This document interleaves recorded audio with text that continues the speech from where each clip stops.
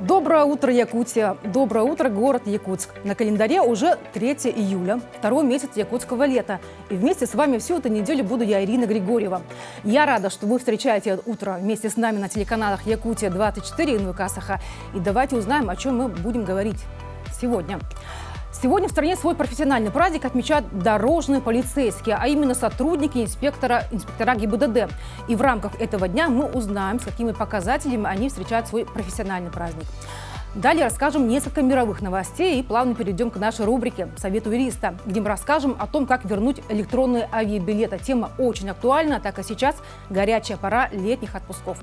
Традиционно покажем нашу рубрику «Сад и огород», даты и события, гороскоп, и в конце эфира узнаем про культурные новости столицы. Так что оставайтесь вместе с нами, не забывайте подписаться на наш телеграм-канал «Утро Якутии» и будьте всех в курсе событий. А в начале программы, как обычно, по традиции, я вас ознакомлю с погодой. В центральных районах в Бердигистяхе сегодня утром была зафиксирована погода 21 градус тепла. В Намцах 24 градусов. В Покровске 23 градусов тепла. В Заречной группе улусов в Амге 16 градусов тепла. В Барагонцах 24 градусов тепла. В Чурапче сегодня ожидается 22 градуса. В Хандаке 25. В Атыкёле 22 градуса тепла. А в Усмае 17 градусов тепла. В южных районах Якутии в Алдане зафиксировано рано утром 18 градусов тепла. В Неринге также сегодня очень хорошая погода, 18 градусов. В Вилюйской группе в Вилюйске 19 градусов, в Верхневилюйске 19, в Нюрбе 18, в Сунтаре 17. В нижнеленских районах Якутии Жиганске 19 градусов тепла, в Сангаре сегодня погода зафиксирована со знаком плюс 21 градус. В западных группе улусов в Мирном 18 градусов, в Ленске 15, в Алекминске 18.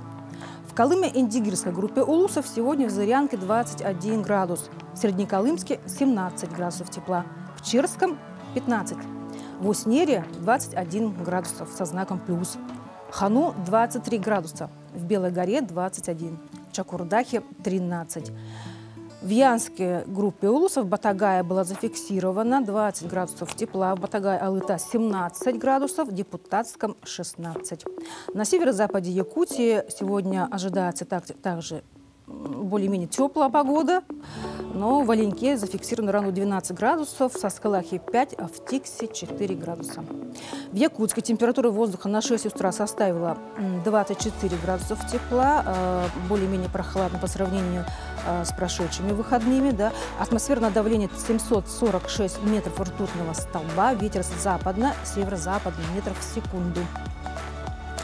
Сегодня днем день ожидается без осадков, ветер юго-западный 4,9 метров в секунду.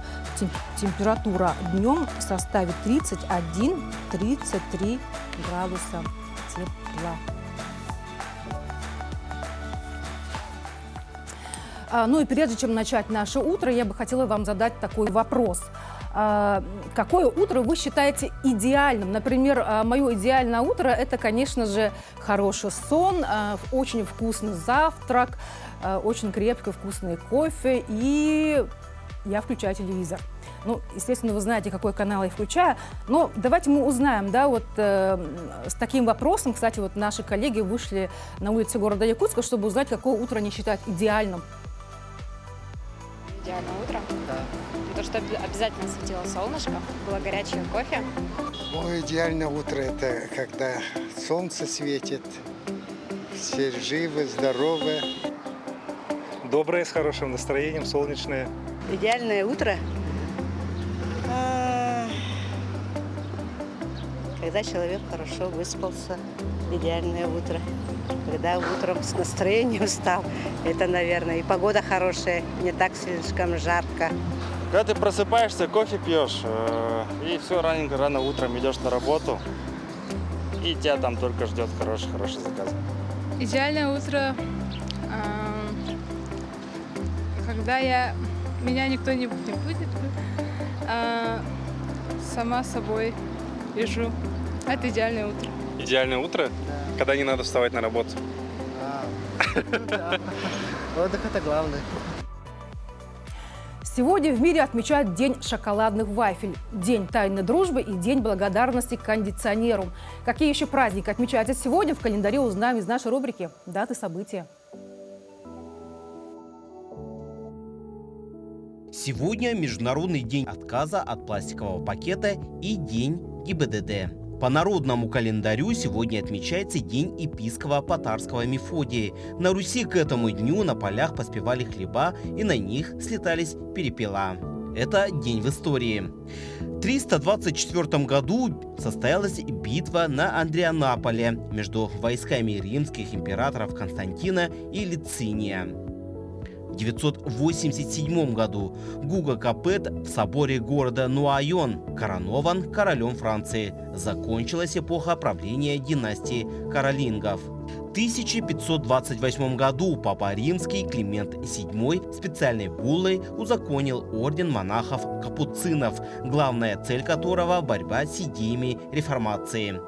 1928 год. В продаже появились первые телевизоры. Стоили они $75.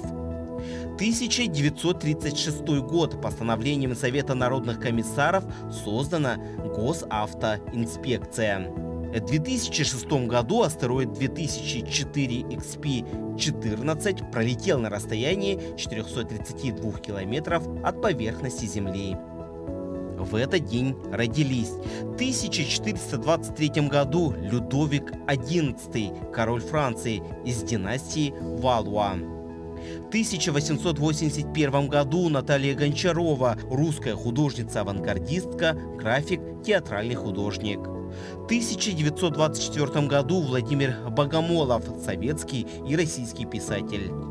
В 1946 году Боло Йен, китайский киноактер, культурист, мастер боевых искусств. В 1989 году Анна Андрусенко, российская актриса театра и кино. Именины сегодня отмечают Андрей, Афанасий, Глеб, Дмитрий, Иван, Инна, Мефодий, Наум, Николай, Римма и Фома. Сегодня свой профессиональный праздник отмечают дорожные полицейские. Цель данного праздника – напомнить обществу о важной роли госавтоинспекции в обеспечении безопасности дорожного движения, повысить престижность службы, а также сохранить преемственность в работе подразделений ГАИ. По традиции, те сотрудники ГАИ, которым посчастливилось отмечать свой праздник на службе, надевают в этот день парадную белую форму. Еще 3 июля принято организовывать торжественные построения. И отмечая этот праздник, у нас сегодня в гостях человек, который очень много лет работала в этой профессии, можно сказать, знаком с ней. Не понаслышке. Наш гость утренний, Алексей Кривошеев, командир специализированного батальона ДПС ГИБДД МВД России. Доброе утро. Здравствуйте. Во-первых, я хочу вас поздравить с этим профессиональным праздником. И хочу задать личный вопрос. Сколько лет вы уже работаете? Лично я в госавтоинспекции с 1997 года начал с должности инспектора дорожно-патрульной службы и прошел по всем ступеням карьерной лестницы. То есть все ступени вы прошли, да, и как бы дослужились до командира специализированного батальона. Расскажите, пожалуйста, сегодня сколько дорожно-полицейских работают в регионе? Что вы можете рассказать? На сегодняшний день у нас в госавтоинспекции несут службу более 600 человек, наших сотрудников, которые каждый день на своих местах осуществляют свои обязанности. И какую задачу они выполняют? Какая миссия у вас самая основная, которая возложена? Основная задача — это у нас, конечно же, охрана жизни и здоровья граждан. Это обеспечение безопасности дорожного движения на территории нашего региона. Если сравнить, допустим, прошлые года вашей службы, изменилось вообще, насколько кардинально изменилась работа госавтоинспекции? Я знаю, что очень много работы проводится в области информирования населения, очень много социальных акций, мы постоянно это снимаем. Вообще, как вы работаете с населением? Что-то изменилось? Самое главное, население изменилось? У нас в целом МВД России, у нас приоритеты — это развитие как раз таки новой технологии. Мы идем в ногу со временем. И в том числе госавтоинспекция — это одно из передовых подразделений, я бы сказал. Мы используем все ноу-хау, которые есть. Например, какие, кстати? Например, последнее. У нас республика, надо отметить должное, что непосредственно правительство республики благодаря участвует также в подпрограммах, обеспечивает нас. В прошлом году, в октябре месяце, было поставлено 5 комплексов автоматической фиксации административных правонарушений, мобильных, не те, которые стоят. Но результаты есть вот именно Конечно, того, есть. что появилась такая техника? Так точно. У нас более 90 водителей задержано, которые лишены права на управление и не сдали свои водительские удостоверения. Также мы отрабатываем с тем транспортом, который не должен находиться на улицах наших городов, дворов. Тоже. И по ориентировкам, конечно же, хорошо отрабатывают в системе паутина. Это комплексы, 5 комплексов поставлено, они установлены на патрульные машины, дают сигнал, инспектора задерживают. Вот если мы как раз сейчас разговариваем, да, вообще о технике, да, вообще вот каким образом вообще вот они фиксируют правонарушителей, ну, как бы быстрее, то есть оперативно все происходит? Если мы говорим о технике, то у нас вообще большое подспорье, это все-таки камеры фото-видеофиксации. У нас развивается это направление, как и везде в России. Они, конечно, профилактируют нарушение правил дорожного движения водителям, что является одной из причин дорожно-транспортных происшествий. Статистику они изменили в лучшую сторону? Конечно. У нас такие камеры устанавливаются на очагах аварийности, на потенциально опасных местах. И, конечно же, водители уже соблюдают правила дорожного движения, и меньше, получается, у нас дорожно-транспортных происшествий в этих местах. Или вообще сводим к нулю даже. Да. Но это хорошие новости, кстати. Да, хорошие новости. С утра тем более. Вот у меня пока вот 1,5 минуты, да, вот наши коллеги мне подсказывают. Я задам один вопрос, а потом мы с вами продолжим, да, общение. Вот сейчас в Якутске проводится очень много работы, да, по восстановлению дорог, да, дорожного полотна. И вот в связи с этим вообще какие-то есть нюансы в работе? То есть работа не замедлилась, техника работает? Или, все-таки есть какие-то какие нюансы? Как мы все, как обыватели, как горожане, как и другие участники дорожного движения, это нам затрудняет, когда идут дорожные работы. Но, тем не менее, работы дорожные идут по безопасным и качественным автомобильным дорогам, в соответствии с графиком, иногда где-то с его опережением. Тут надо набраться сил. И водителям, прежде всего пешеходам, водителям, оказавшихся в местах проведения дорожных работ, требуется руководствоваться дорожными знаками, которые там есть. Ну и, конечно же, стараться безопасно двигаться, чтобы не совершить ДТП, потому что работы идут. Надо, чтобы они были сделаны в срок, и будут у нас хорошие качественные дороги. Хорошо, интересно. Но мы с вами продолжим наше общение. У нас есть время отдельно запланировано для новостей, поэтому мы с вами еще встретимся. А теперь время новостей. Передаю слово нашим коллегам. И еще раз напомню, у нас в гостях Алексей Кривошеев, командир специализированного батальона ДПС ГИБДД МВД по России. И мы обязательно с ним еще продолжим наш разговор.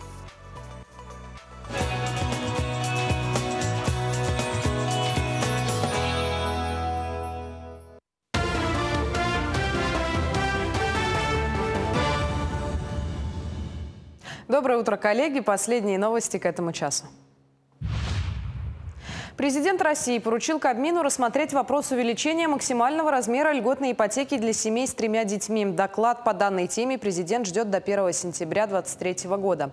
Предложение об увеличении лимитов по льготным ипотечным программам для многодетных семей прозвучало на встрече главы государства с «Деловой Россией». Президент тогда отметил, что эту инициативу следует внимательно рассмотреть. Указал на то, что она касается как поддержки строительной отрасли, так и улучшения жилищных условий людей, в частности, многодетных семей, поддержка которых входит в число важнейших приоритетов нашей страны. С 2024 года назначение доплат к страховой пенсии за длительный стаж работы в районах Крайнего Севера будет проходить в беззаявительном порядке. Соответствующее постановление правительства уже подписано. Фиксированную выплату устанавливают в твердой сумме. В настоящее время это 7567 рублей 33 копейки.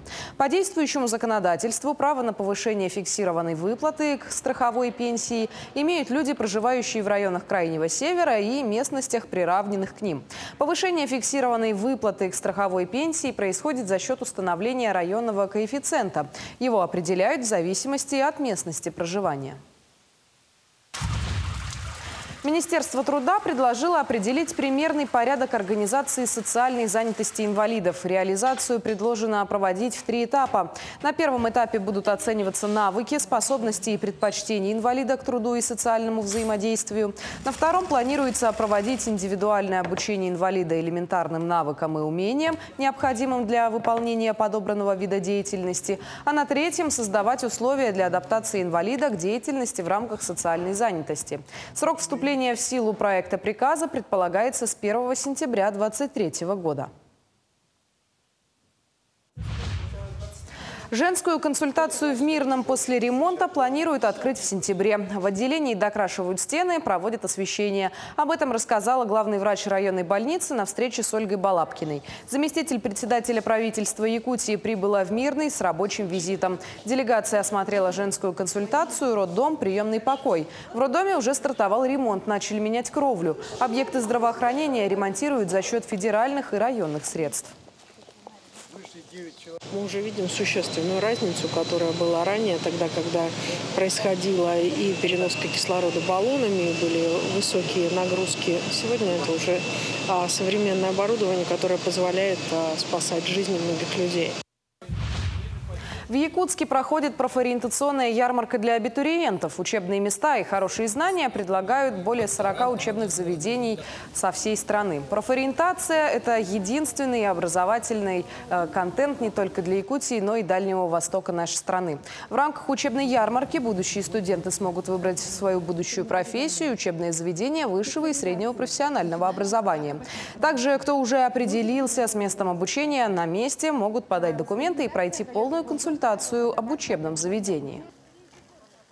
Мы даем возможность в течение целого дня пообщаться напрямую с приемными комиссиями, с представителями, во-первых, многочисленных государственных колледжей и техникумов республики, которые сюда приезжают из 26 улусов. И они не только консультируют, они дают возможность сразу же подать заявление, чтобы ребята могли сразу принимать в конкурсе. Первый из России рейс после возобновления регулярного авиасообщения между двумя странами приземлился на Кубе. Его выполнила авиакомпания «Россия». Полет из московского аэропорта Шереметьево длился чуть более 13 часов. Самолет, как и всегда, при открытии новых рейсов встречали водяной аркой. Также в честь прилета для россиян исполнили национальные песни. Рейсы будут выполнять 2 раза в неделю, по четвергам и субботам. Стоимость билетов начинается от чуть более 30 тысяч рублей за тариф без багажа. С сентября полетная программа будет расширена до 3 рейсов в неделю.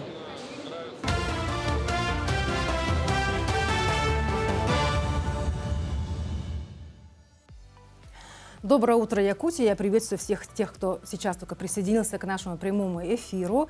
У нас сегодня в гостях Алексей Кривошеев, командир специализированного батальона ДПС ГИБДД МВД по России. Мы сегодня разговариваем о профессии, которая сейчас очень необходима и приносит большую пользу. Да? Но мы до этого разговаривали о том, что вообще как в последнее время изменилась, да, госавтоинспекция, да, вот, как она усовершенствовалась, какие новые нововведения, новые технологии были введены за последнее время. Да? Мы как раз сейчас тоже обсуждали, как вот эти камеры слежения помогают выявлять правонарушителей, да, людей, которые нарушают закон.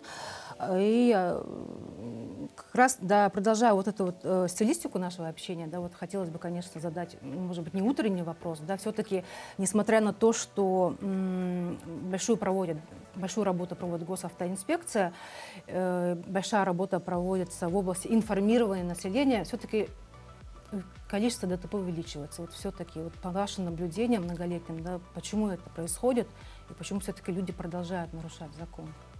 Да, действительно, у нас в этом году рост 2 основных показателей вот, по итогам июня месяца. У нас 334 даже транспортных происшествий произошло, при которых 32 человека, к сожалению, погибло, и 420 получили различные степени травмы. 2 показателя выросло, это количество ДТП и количество раненых. Но вместе с тем нам удалось удержать тяжесть последствий, у нас количество погибших снижено. Но все-таки причина в чем? Люди, они все-таки безответственно относятся к тому, что все-таки права даются, может быть, просто, или же люди все равно продолжают употреблять алкоголь, да? Или, опять же, с чем это связано все-таки, статистика, почему она такая печальная? Да и как это все-таки можно сократить рост? Да, вот анализируя те дорожно-транспортные происшествия, все у нас ДТП анализируются. И все-таки основная масса, это у нас, как вы вот правильно отметили, по вине водителей происходит. Но, тем не менее, есть и по вине пешеходов, и велосипедистов. Такие моменты тоже есть. Но они, естественно, сезонные, когда появляется этот вид транспорта. Но в основном по вине водителей. Все анализируем, принимаем меры. Где-то, возможно, есть улично-дорожная сеть, какие-то у нас сопутствующие нарушения. В комплексе принимаются меры.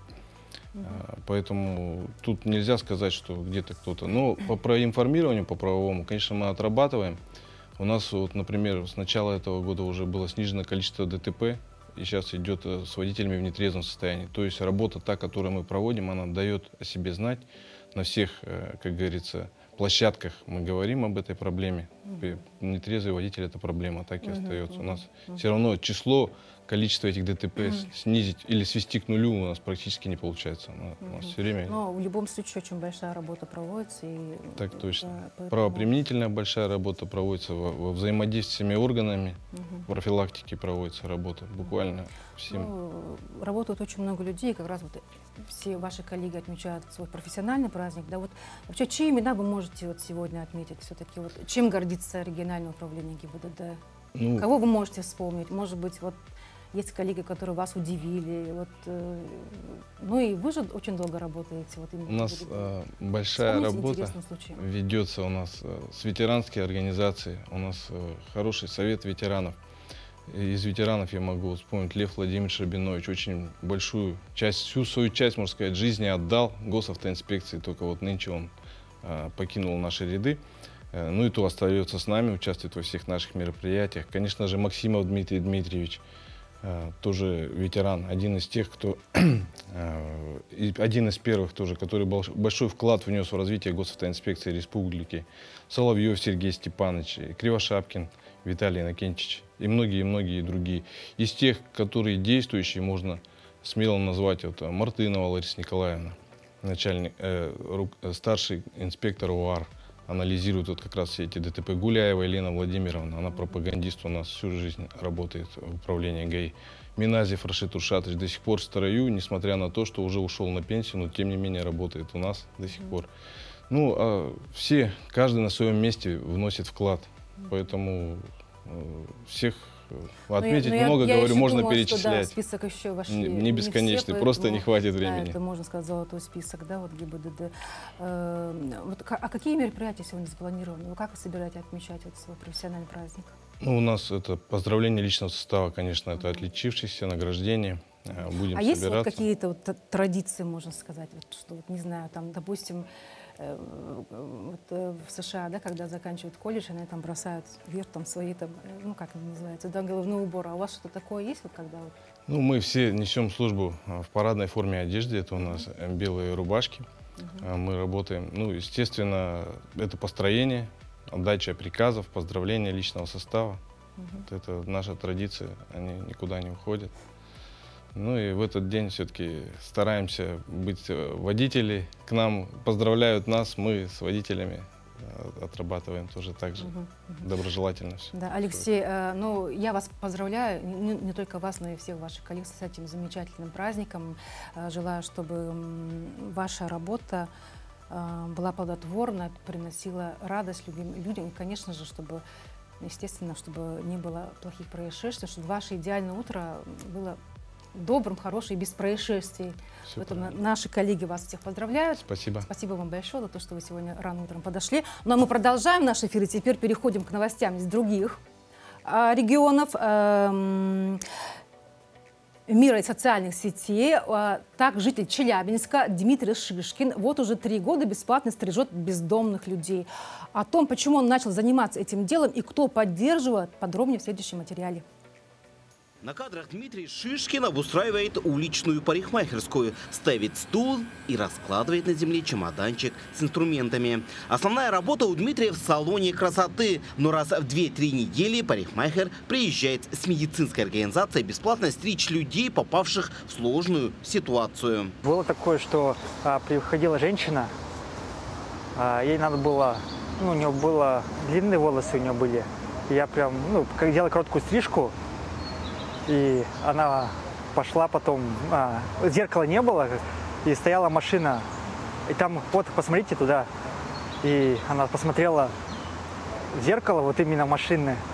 Такая-то, посмотрела, блин, и начала улыбаться, там, это такие, немножко, как сказать, слезы, такие, слезы радости такие пошли.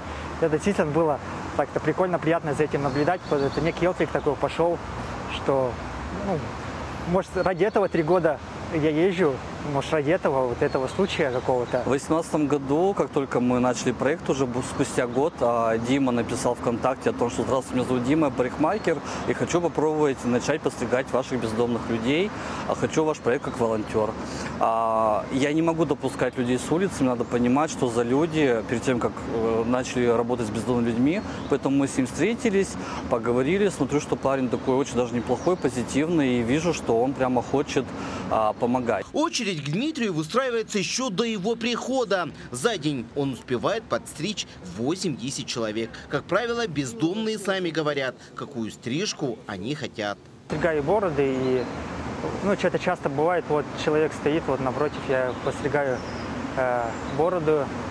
Также стрижки делаю под 0, и, как я говорил, под 0, и разные даже прически делаю. У нас теперь некоторые бездомные там под каре подстрижены, под каскад. Вот даже лучше, чем некоторые домашние, к сожалению, женщины, которые там, некогда можно за собой ухаживать. Вот Дима за нашими бездомными ухаживает.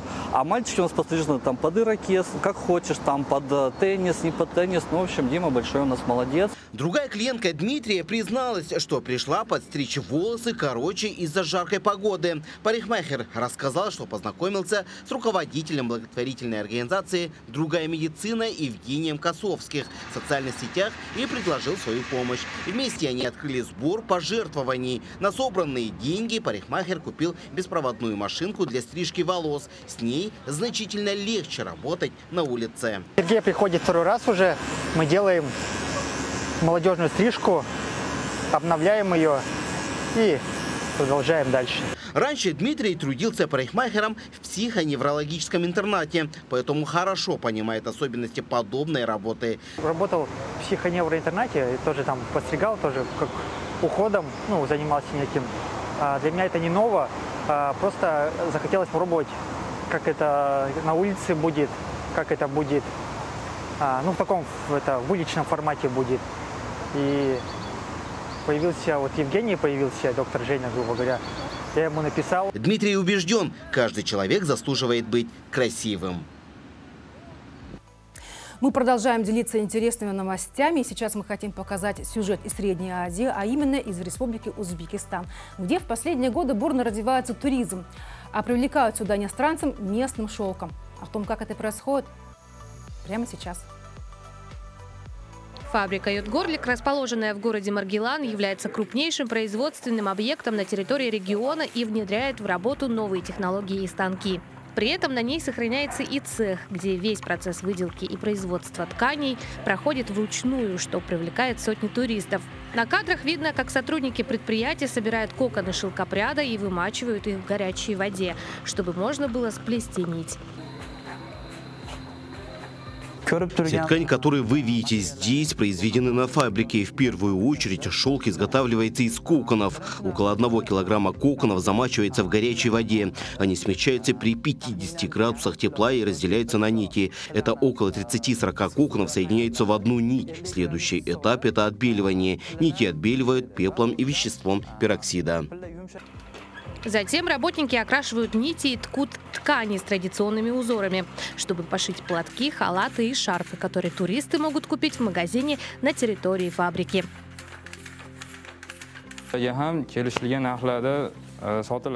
Здесь вы можете видеть изделия из нити. Все это ручные изделия. И местным жителям и туристам мы продаем их по договорной цене. У меня в руках одно из самых любимых туристами изделий – шарф из шелка. Их покупают для себя на подарки. Все цвета здесь из природных материалов. Цена таких шарфов в среднем $15. Это около 1300 рублей. Этот шарф изготовлен на машинке. Он также полностью из нитей. Они также пользуются здесь пользовались большим спросом среди покупателей. Наши изделия в основном рассчитаны на туристов. Местному населению мы делаем скидки. Но цены у нас выше, чем на базарах, так как мы отвечаем за качество наших изделий. Другой продавец Сардор Имомов рассказал, что изделия в основном рассчитаны на туристов, так как посетителям фабрики интересен процесс производства шелковых тканей. При этом местному населению предприятие всегда делает скидки, из-за чего и у жителей Маргилана пользуются большой популярностью.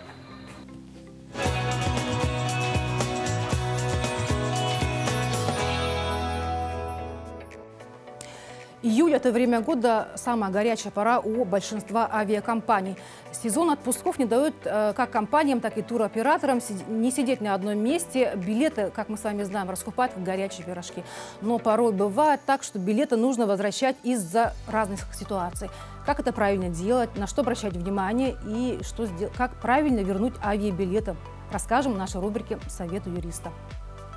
Здравствуйте, дорогие телезрители! Сегодня мы поговорим с вами о возврате электронного билета. Что такое электронный билет? Это билет, который вы удаленно приобретаете на сайте авиакомпании либо распространителя, то есть это авиакасса или иное лицо, которое занимается распространением билетов. Итак, мы оформили заказ, все приобрели, нам пришло уведомление и электронный билет. И вдруг решили, что мы хотим передумать. Что мы должны знать? Что система возврата абсолютно аналогична обычным билетам. То есть есть возвратный тариф, есть невозвратный тариф. Смотрим билет, уточняем, какой у нас тариф, если у нас нет веской причины для возврата билета. Далее, если у нас все с тарифом в порядке, то есть билет возвратный, если мы уведомляем авиакомпанию или распространителя до истечения 24 часов до момента истечения регистрации, то есть последнего срока регистрации, в таком случае все хорошо, вам возвращается сумма билета с учетом удержания фактических затрат авиаперевозчика.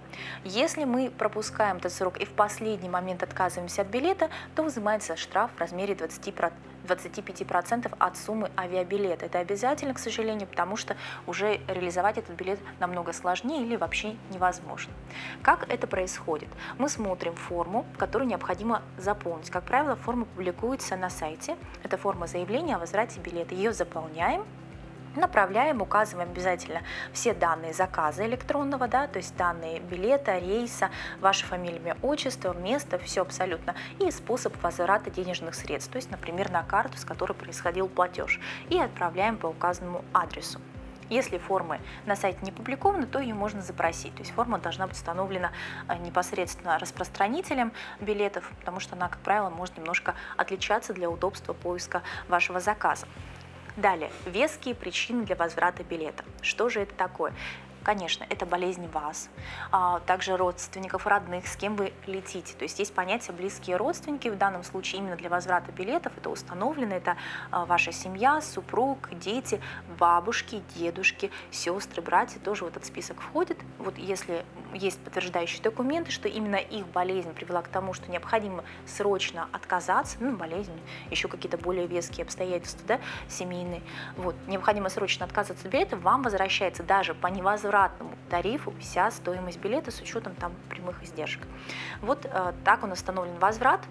Прошу обратить внимание на следующее, что заявление именно о возврате по веским причинам необходимо подавать сразу с перечнем документов. Иногда перечень установлен, то есть в форме прямо указывается, какие документы вы обязаны предоставить. Пожалуйста, внимательно смотрите формы, которые публикует распространитель, да, авиаперевозчик. Если их нет, то все равно подтверждающий документ также прикладывается. Прикладывается информация о родстве, то есть если это ребенок, свидетельство о рождении, прикладывается выписка о болезни, то есть это справка именно врача о том, что вот болезнь наступила или продолжается лечение в этот период именно перевозки. Да. Если вы отказываетесь от нескольких билетов, да, потому что все, допустим, дети заболели, то прикладываете все билеты, от которых отказываетесь, то всю полную информацию должны сразу указать. Если вам вдруг неожиданно отказали, необоснованно, конечно, сразу обращайтесь с претензией, обязательно не тяните до даты авиарейса, потому что все должно быть своевременно. Вот такая основная информация по возврату билетов. Будьте внимательны, изучайте документы и приятного отдыха. Столичные дачники уже начали собирать свой первый урожай огурцов. С наступлением второго месяца лета на дачных участках садоводов и огородников начали поспевать ряд овощных культур. Это касается тех, кто ранее позаботился о своем урожае. Ну а в рубрике «Сад и огород» мы вам расскажем, как поливать огурцы, чтобы получить богатый урожай. Теперь полив. Ага. Полив, он, например, вот такую жару, вот как нынче, как да? сегодня, да, например. Я поливаю 2 раза. Угу. Например, в обед, где-то часам, к 11, да? И делаю вот с лейкой, я делаю душ растениям. Прямо сверху вот так вот немножко их проливаю. Вот. И потом после уже где-то к 6 основательный полив. И все, огурцы прекрасно растут. Теперь и еще вот что огурцы надо кормить. Потому что это же все равно растение, он просит кушать и так далее. Ну вот мы смотрим, что тут, например, растение нормальное, все, у него питание все хватает. Зелененькое, не больное и так далее. Усики убираем. Усики убираем, боковые убираем. Но кормим мы, например, где-то раз в 2 недели. Я обычно кормлю минеральным сложным удобрением азофоской. Ее разводить, значит, надо где-то 30 грамм на ведро воды и проливать. И поливаем, да? Ну, бывает, что времени некогда, там не хватает и так далее. Я просто рассыпаю. Потому что у него особенность такая, моментом растворяется. Соприкосновение с водой, полила, и все это растворилось. Быстренько. А огурцы, они вот настолько восприимчивые, да, к питанию. Вот, например, если мы кормим коровиком, первый, конечно, коровиком надо кормить. То получается, что коровяк усваивается очень долго. А это удобрение моментом усваивается растениями, и вот оно начинает быстренько подниматься и так далее. Вот поэтому растения здоровые, больных ничего нету, питания все достаточно. И вот эта бочка вот у меня стоит. Я ее заливаю водой, чтобы например, когда холодные дни, прохладные, да, она нагревается тут за день, и потом проливаешь. Обязательно поливать надо теплой водой, потому что они перепады не переносят. Сегодня, 3 июля, отмечается Всемирный день отказа от полиэтиленовых пакетов. Хоть все и сегодня используют полиэтиленовые пакеты в больших количествах, но эти пакеты сильно вредят природе и экологии. Поэтому сейчас мы узнаем, чем можно заменить этот пакет. Фу, боже. И это всего лишь 1% всех этих полиэтиленовых пакетов, которые люди выбрасывают в мусорку и, может, даже на пол. Но сейчас мы выясним у экспертов, как же нужно бороться с этим. Якутия наполнена полиэтиленовыми пакетами, и люди даже не понимают, насколько сильно пакеты вредят нашей планете. Так, уже на протяжении нескольких лет Ирина Матвеева старается не брать полиэтиленовые пакеты при походе в продуктовые магазины. Пользуются ими лишь в редких случаях. Я основатель движения «Раздельный сбор» в Якутске и владелица магазина «Зерно». Ну, лучшая борьба с полиэтиленовыми пакетами – это просто их стараться не брать, потому что если их нет, то и не надо их никак утилизировать, и на свалке они не валяются, да? И для этого я беру всегда с собой такие эко-мешочки. В них покупаю фрукты, овощи и беру с собой еще свою сумку. Это может быть любая тканевая сумка, либо даже старый большой полиэтиленовый пакет, либо рюкзак. Да, тем самым мы не берем лишний пакет в магазине. По словам экологов, полиэтиленовые пакеты разлагаются несколько лет и порой доходят до 400 лет. Тем самым сильно засоряют нашу планету, а при сжигании в атмосферу выделяется ядовитое вещество. Поэтому Ирина сильно активничает в разных соцсетях, тем самым продвигая эковоспитание среди населения и побуждая других начать заботиться о природе. Когда мы начинали, это было года 3 назад, да, активистов было крайне мало, но сейчас я вижу, что очень много стало людей, особенно молодых людей, которые таскают с собой шопперы, таскают с собой многоразовые бутылки, и меня это очень радует. Я считаю, что по вопросу замусоривания, по вопросу изобилия пластиковых отходов ответственен каждый человек. То есть если каждый из нас будет стараться не брать одноразовые предметы, одноразовые пакеты, например, брать с собой бутылочку с водой, да, для кофе я использую складной стакан Стоджо, отказываясь от пластиковых трубочек в пользу многоразовых, да, то каждый человек может внести свой посильный вклад. У Ирины есть свой круг единомышленников, с которыми они реализуют ряд экологических проектов. Среди них такие как отходы-водоходы, сбор пластиковых крышек, посадка деревьев и цветов. У них даже есть своя группа ВКонтакте, участником которого может стать кто угодно. Данил Максимов, Джилсан Иннокентьев, Якутск. В народе бытует мнение, что понедельник очень тяжелый день. Это начало рабочей длинной недели. Люди начинают планировать свои дни, рабочий график, возможно, чем они будут заниматься на этой неделе и, конечно, свои выходные.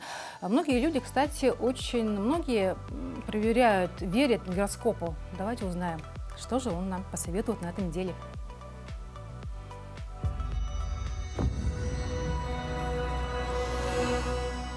Овен – это неделя накопления энергии, возрастет важность качественного питания, от него зависит ваша энергетика и эмоциональное состояние в течение года. У многих могут возникнуть склонности к сладкой пище, но не стоит ею увлекаться, как и вообще большим количеством еды.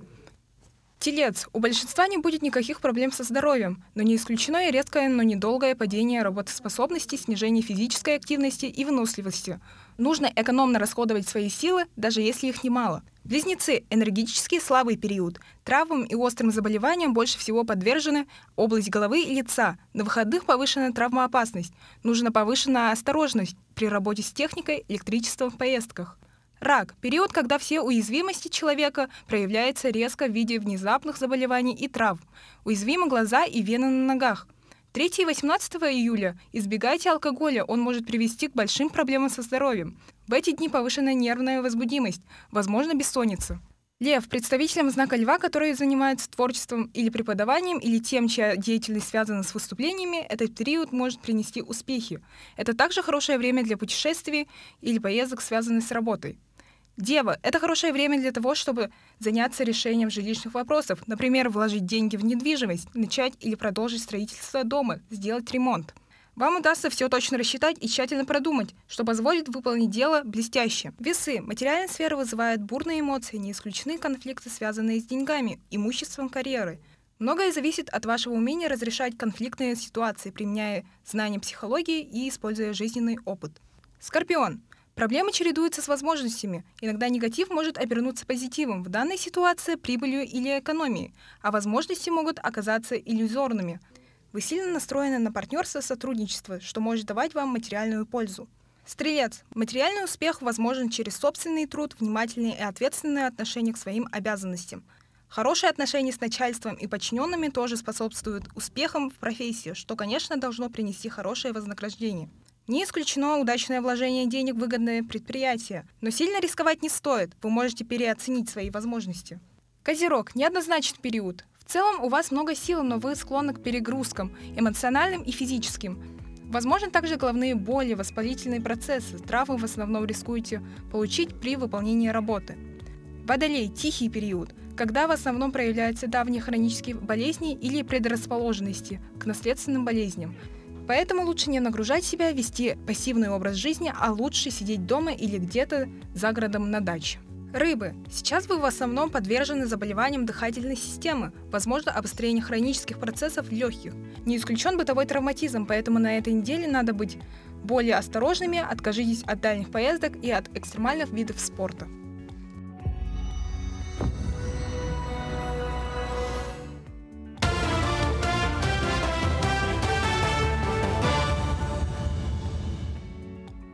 Мы продолжаем освещать самые заметные события. Доброе утро. Формирование российской орбитальной станции необходимо завершить до 1932 года. Она будет значительно эффективнее российского сегмента Международной космической станции. Об этом заявил генеральный директор Роскосмоса Юрий Борисов. Борисов напомнил, что формирование станции – мероприятие недешевое. «Мы постоянно в зоне критики наших коллег из финансово-экономического блока», сказал глава госкорпорации. Напомним, в апреле 2021 года была озвучена идея о создании в России собственной орбитальной станции. В настоящий момент идет ее эскизное проектирование. Число сотрудников, работающих в режиме неполного рабочего дня в России, за год сократилось в 3 раза, а число находящихся в простое в 3,5 раза. Если в прошлом году в это же время число занятых в режиме неполного рабочего дня составляло более 130 тысяч человек, то сейчас это меньше 40 тысяч. С начала года заключены договоры на участие 80 тысяч человек. Уже приступили к работам 70 тысяч. Наиболее активно реализуют эти мероприятия Тверская, Рязанская и Белгородская области. В летнюю навигацию речным транспортом планируется выполнение 530 рейсов и перевозка около 26 тысяч пассажиров. Чтобы сохранить количество субсидируемых рейсов и обеспечить транспортную доступность, при первой корректировке государственного бюджета Якутии предусмотрено дополнительное финансирование на пассажирские перевозки речным транспортом по социально значимым маршрутам. Самым актуальным маршрутом из года в год остается Якутск-Алекминск, пассажиропоток по которому составляет от 11 до 15 тысяч пассажиров. При этом самым ожидаемым является Якутск-Тикси. Первый рейс туда планируется уже 3 июля. Кабмин РФ постановил увеличить денежное довольствие военнослужащих на 10,5% с 1 октября этого года. Также сообщается о повышении размеров окладов по специальным званиям лиц, проходящих службу в войсках Национальной гвардии и имеющих специальные звания полиции, сотрудников органов внутренних дел, учреждений и органов уголовно-исполнительной системы, органов принудительного исполнения, Федеральной противопожарной службы, Государственной противопожарной службы, таможенных органов РФ и лиц начальствующего состава органов Федеральной фельдъегерской связи. В историческом парке «Россия. Моя история» состоялось открытие мультимедийной выставки «Якутия. Новороссия». Экспедиция будет проходить в течение 2 месяцев и представит экспонаты, рассказывающие о событиях, которые привели к началу специальной военной операции. Помимо этого, можно будет ознакомиться с фотографиями, вещами и предметами, связанными с боевыми действиями. Как отмечает советник главы Донецкой Народной Республики Игорь Кимаковский, подобные мероприятия помогают одержать очень важную для многих россиян победу. Сегодня основная битва ведется за умы детей, за умы молодежи, даже за умы взрослых. И вот такие вот выставки помогают нам одержать вот такие очень важные, вроде бы как бы незримые, неосязаемые победы. Это объединяющее мероприятие. Это мероприятие, формирующее патриотизм, формирующее новейшую историю великой страны, в которую входим все мы. И вы, народ Саха, и мы, жители Донбасса. Мы все жители великой и могучей России. В Якутске стартовал турнир по вольной борьбе Павла Пенигина. В Центре спортивной подготовки «Триумф» начался всероссийский турнир по вольной борьбе среди юношей до 16 лет и международный турнир по вольной борьбе среди юношей до 18 лет. В соревнованиях примут участие более 900 юных спортсменов. На ковре команду из Якутии будут защищать около 600 борцов. Среди юношей до 16 лет борьба пройдет по 18 весовым категориям, среди юношей до 18 лет по 12 весовым категориям. Турнир по вольной борьбе продлится до 6 июля. Этот турнир мы делаем ежегодно, но в этом году максимальное количество участников приехало к нам. 5 зарубежных стран из региона нашей страны. Ну, в общей сложности здесь участвует в младшем возрасте 600 детей и в старшем возрасте 300 детей. В общей сложности будет 900 участников. Это очень большое количество участников. И, конечно же, этот турнир повлияет для того, чтобы развитие вольной борьбы в нашей республике. К этому часу это все новости. Хорошего дня.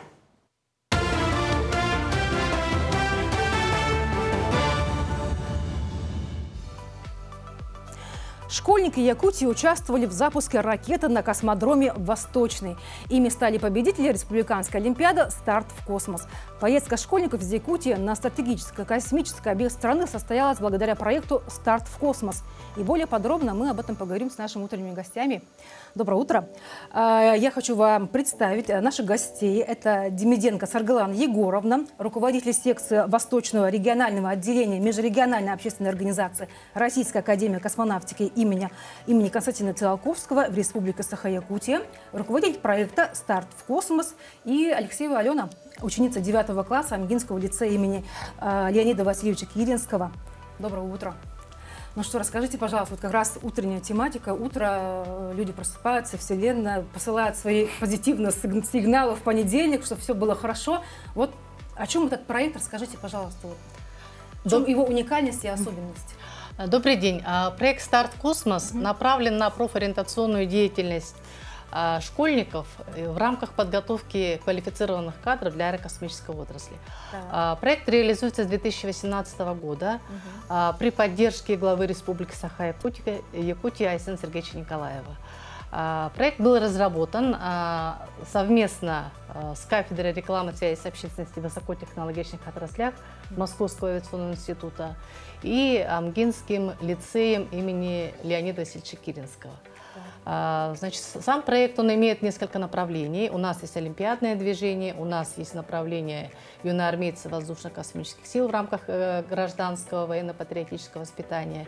И в этом году, с прошлого года, у нас начал и стартовал новый проект, который называется «Юные патриоты авиации и космонавтики». Это у нас уже дошкольники, которые вот продолжают традиции. Значит, мы в рамках проекта погружаем детей в аэрокосмическую сферу. Значит, дети знакомятся с историческими фактами, которые были у нас в авиации, космонавтике. В рамках олимпиадного движения ежегодно 12 апреля у нас стартует Республиканская космическая олимпиада «Старт в космос». И победители, значит, там у нас ребята сдают экзамены по физике, математике, истории авиации, космонавтики, английскому языку и по проектной деятельности. Светлана Егоровна, а вообще вот сам проект, да, вот вы рассказали о направлениях, которые, да, чем занимается, да, вот это, сам проект. Но вообще что дает это школьнику? Вот раньше, в советские времена, да, когда вот Гагарин, космос, вот все хотели быть летчиками, космонавтами. Вот сейчас вот дети, школьники, вот, чем интересуются? Вот. Мы детей погружаем... Почему вы этим занимаетесь? Вот что это дает школьникам в будущем? В будущем это школьникам дает, ну, во-первых, как говорится, мы реанимируем. Вот в наше время, да, мы хотели быть космонавтами, мы хотели быть летчиками, да, то есть это вот сфера авиации и космонавтики, она уникальная сфера, и все, кто там работает, и остаются, да, это люди, которые влюблены в небо, в звезды, да, то есть это определенная такая каста людей. Вот сколько я работаю, как с проектом, так и вообще в этой отрасли, то вот действительно там такие люди есть. И мы этим проектом хотим зажечь сердца наших школьников, заинтересовать их, чтобы они вот работали в высокотехнологичных отраслях. Вот. Дело в том, что проект осуществляется совместно с Центром подготовки космонавтов, куда наши дети ежегодно тоже в рамках проекта после посещения космодрома Восточный, вот в этом году они в сентябре поедут, уже вторая группа у нас будет, для них специально организуется образовательная программа. Та программа, по которой занимаются космонавты, адаптирована к школьникам. Это происходит на базе тренажерной базы Центра подготовки космонавтов. Также мы сотрудничаем с Центральным офицерским клубом воздушно-космических сил при командовании воздушно-космических сил, где дети погружаются в историю авиации и космонавтики. Также наши дети участвуют, значит, есть такая очень интересная организация, называется «ОНО Авиатор». Прямо у них есть программа «Хорошая юный летчик». И детей прям погружают, дети, значит, на тренажерах. Идет максимальное погружение в вот интересную профессию. Да, и, в принципе, также они начинают вот этим интересоваться и, возможно, строить какие-то планы. Да? Вот я бы хотела спросить у Алексея, Алены, да, доброе утро еще раз. Вот я знаю, что ты съездила вот на станцию Байконур, даже своими глазами видела, как вообще космодром, да, Восточный, да, вот, ну, поделись ощущениями вообще. Вот я лично вот никогда не видела, когда вот ракета вот взмывает. Вот, что это дает людям, которые вот влюблены в космос? Вот первые ощущения никакие. Ну, вот первое ощущение, когда вот ракета взлетает, мне кажется, то, что ощущение того, то, что ты это как будто бы какой-то фильм смотришь, а не вот вживую все это наблюдаешь. И вот я же сама с Амги, и вот так как я участвовала в Олимпиаде, я там заняла первое место, и вот благодаря этому же я увидела. И вот какая-то гордость такая была, типа вот я благодаря тому, что я вот там-то, там-то участвовала и заняла место, вот сейчас я могу быть тут и могу смотреть на все это своими глазами. Смотри, Алена, а почему вот космос тебя так притягивает? Почему вот в этом есть что-то особенное? Вот и кем ты хочешь? Кем ты себя видишь в будущем? Ну, я себя в будущем хотела бы видеть инженером-программистом, то есть в космической отрасли без этого не обойтись. И в космос меня тянет, потому что, наверное, я с детства как-то с этим увлекалась. Я читала всякие разные книги, у меня были мечты побывать в Луне и так далее. Но ты, вот эта мечта, она у тебя еще есть. Вот, а что вас объединяет, вот, школьников, которые вот, участвуете в олимпиадах? Вот, это вам не сложно? Все-таки космос, это, мне кажется, очень сложно. Там знать многие дисциплины, да, допустим, знать какие-то сложные теоретические вещи, да, это не каждому же дано, да, получается. Вот почему это привлекает? Ну, я думаю, как это, интересно ли вообще вам учиться вот именно в этом проекте «Старт в космос»? Нас, наверное, объединяет какая-то тяга к знаниям, тяга к тому, чтобы изучить то, что неизвестно. И вот я думаю, что именно этим космос и привлекает людей. Очень интересно. А вообще вот в последнее время, вот, если мы говорим о популяризации, да, вот этого интересного увлечения, вот, какие еще планы вот, у вас, да, как у руководителя, вообще проект в дальнейшем, как вы видите? Взаимодействие с федеральными какими-то, да, вот, компаниями, которые вы поддержали ваш проект, да, вот, вообще в будущем у вас какая цель? Ну, вообще у нас в республике сейчас разрабатывается и уже готовится большой проект, который называется «Якутский космос». В рамках этого проекта у нас есть направление работы со школьниками, профориентационная деятельность, да, значит, «Старт космос» при Министерстве образования и науки курирует данный весь вопрос полностью, да. Также у нас научная деятельность, в частности, у нас вот идутся исследования в Институте космофизических исследований Шафера, да. Также вот планируется создание аэрокосмического направления в Нот-Север. Ну, Сарглана Егоровна, Алена, спасибо вам большое за то, что рано утром вы проснулись и пришли к нам в студию рано утром. Я вас благодарю за очень интересную беседу. Я желаю вам всего самого хорошего и успехов в вашей работе. Ну, а я хочу попрощаться с нашими телезрителями. Я желаю вам всего самого хорошего. Пусть этот понедельник будет не тяжелым, отличным. Планируйте только хорошие, позитивные планы, и они обязательно исполнятся. Всего доброго, до свидания. Увидимся завтра с вами на телеканале Якутия-24 и будьте в курсе всех событий.